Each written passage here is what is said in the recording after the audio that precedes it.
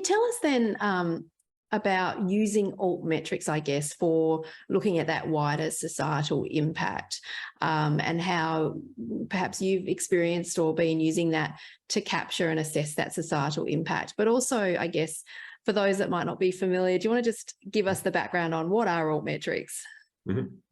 Okay, so altmetrics, the word comes from alternative metrics, and that's a bit it's not a good term in a way, because the idea behind altmetrics is not to provide an alternative to citations, but to look at something that complements citations. Citations still have a purpose in many ways to assess the scholarly communication and map scholarly communication, how knowledge is being transferred and all that.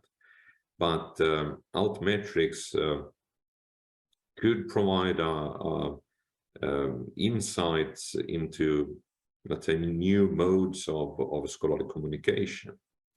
So increasingly researchers are discussing their work, they are reading online, discussing it online, sharing their ideas online, and anyone can participate in those discussions, share their ideas and so forth.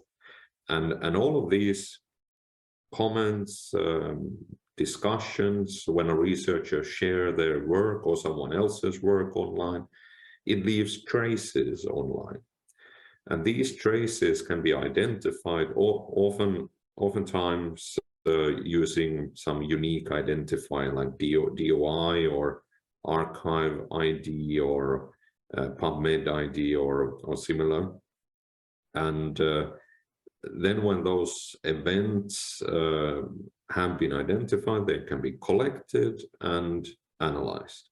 And this is what to put it in very simple terms, this is what the data aggregators like altmetric.com and Plumex does. They trace these events and collect them, and then it's always the paper, the scientific article that is like the unit that is being analyzed. So how many times an article has been shared on Twitter, how many times it has been referenced on Wikipedia or mentioned in blogs or policy documents, saved on Mendeley, and mentioned in mainstream news sources, and so on. So all of these different data sources, online data sources, can be said to be altmetrics.